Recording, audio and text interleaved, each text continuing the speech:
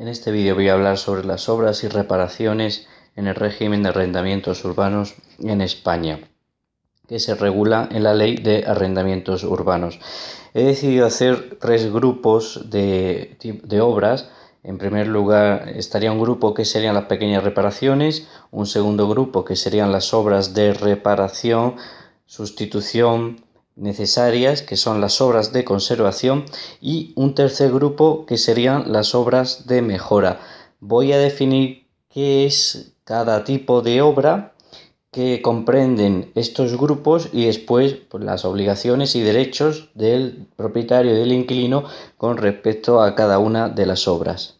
Pues bien, el primer grupo, el de las pequeñas reparaciones, son aquellos daños que aparecen por el uso ordinario.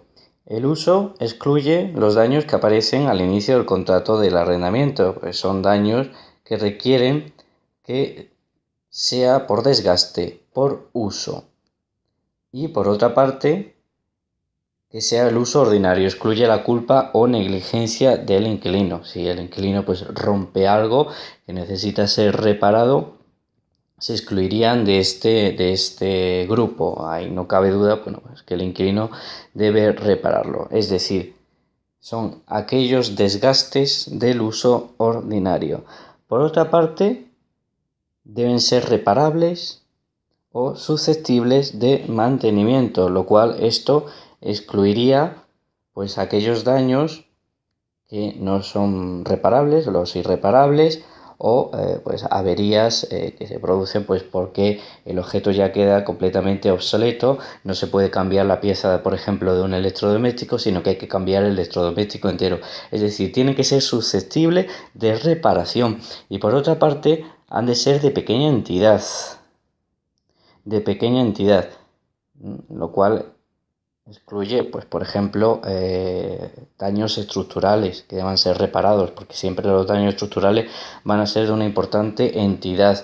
Y pequeña entidad es un término subjetivo. ¿Qué quiere decir esto? Bueno, pues que aquí depende de si en el contrato no se pacta un límite, se deja un poco mucho a la casuística, ¿no? Depende de un juez lo que entienda, porque si una reparación es de pequeña o de gran entidad. Así vamos a ver algunos ejemplos. Por ejemplo, sería una pequeña reparación por la sustitución de bombillas. Por ejemplo, el arreglo de una persiana o la reparación de una pieza de un electrodoméstico, bueno, pues en este caso una lavadora. ¿Qué no sería una pequeña reparación? Pues el lijado del parqué. No se incluiría, pues porque no es de entidad pequeña, no es pequeña reparación. Es cierto que se gasta por el uso ordinario el parqué, pero su reparación pues es un desembolso importante, por lo tanto no se incluiría en este grupo y tampoco se incluiría pues la pintura, ¿no? de todas las paredes.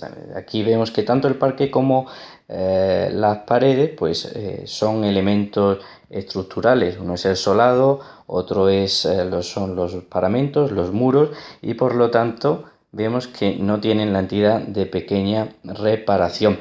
Aquí es importante tener en cuenta que el legislador ha introducido esto de las pequeñas reparaciones por el artículo 21.4 de la Ley de Arrendamientos Urbanos, y es una novedad porque hasta ahora el propietario, el arrendador, tenía que repararlo absolutamente todo. Aquí se le imputan al inquilino estas pequeñas reparaciones por el desgaste, por el uso ordinario de los elementos del alquiler, tanto de elementos muebles como de los anexos, de los anejos, etcétera, que constituyan el contrato de alquiler.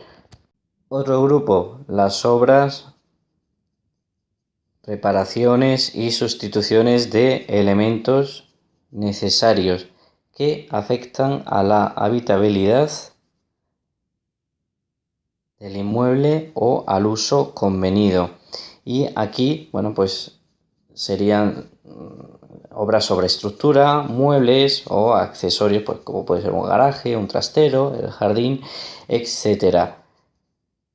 Bueno, siempre que se afecte a la habitabilidad o al uso convenido que se le da a los muebles, si se alquila con muebles la vivienda, bueno, pues si se dañan y es necesario llevar a cabo obras de conservación, reparación o sustitución son las que se englobarían en este grupo. Esto es similar a las pequeñas reparaciones que hemos visto, pero precisamente se excluyen las pequeñas reparaciones. Y otro dato a tener en cuenta es que no pueden suponer nunca estas obras un incremento de la renta.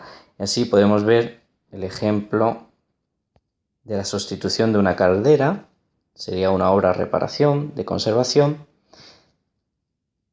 También las humedades o la rotura de una cañería. Todo esto pues son obras sobre daños que afectan a la habitabilidad del inmueble.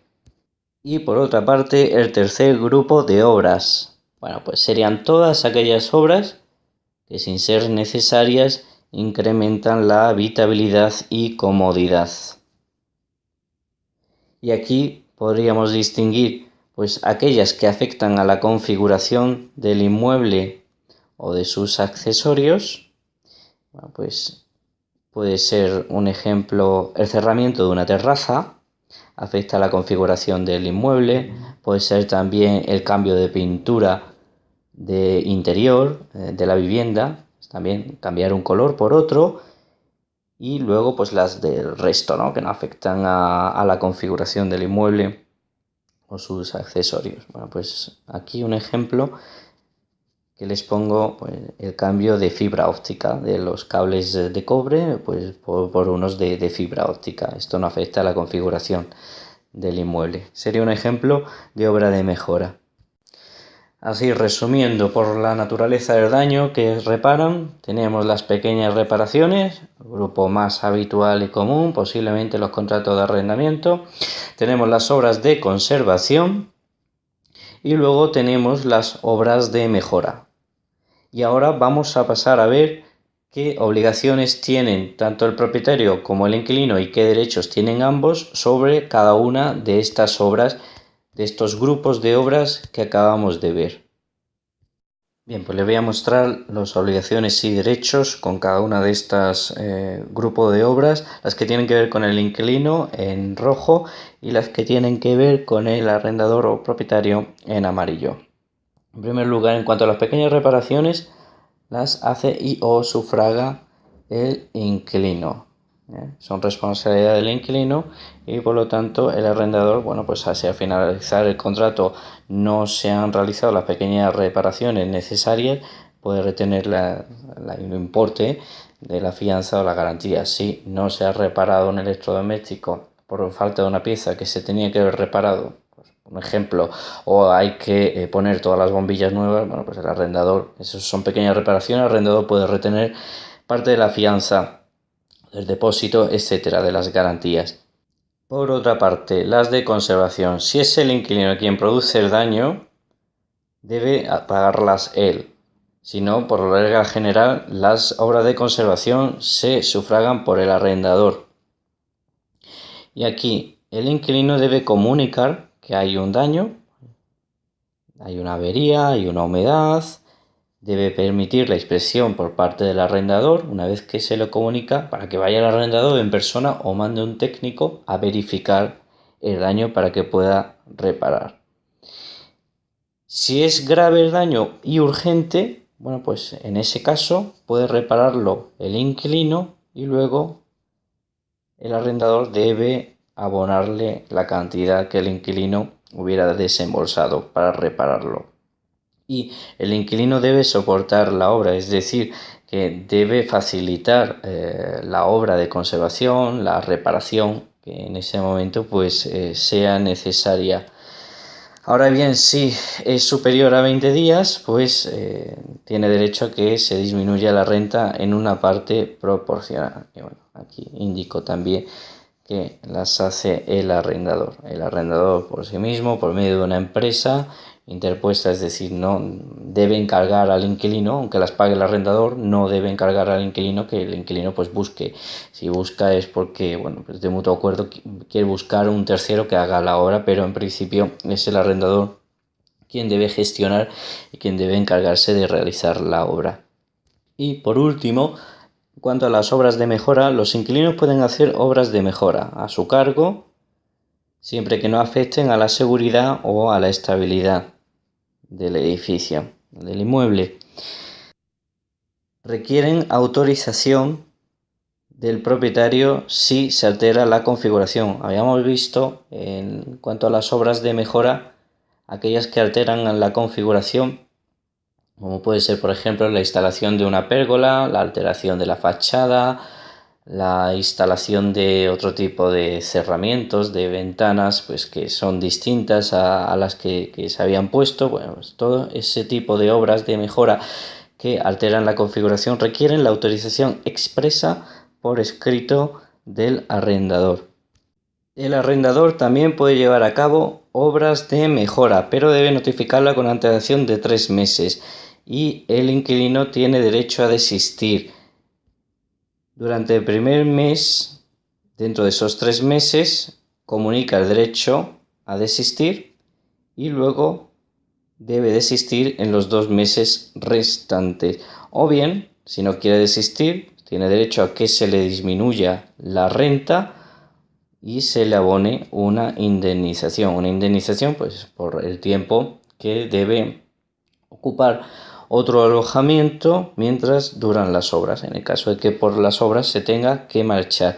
Por otra parte, también el propietario tiene derecho a elevar la renta, pero se exigen 2 requisitos: elevar la renta por obras de mejora. El primer requisito es que deben transcurrir 3 años desde que comenzó el contrato de arrendamiento. Si hace las obras de mejora dentro de esos 3 años, no tiene derecho a elevar la renta. Si tras esos 3 años, 3 primeros años del contrato, realiza las obras de mejora, ahí sí que tiene derecho a elevar la renta. Y el segundo requisito es cómo se calcula pues esa elevación de la renta.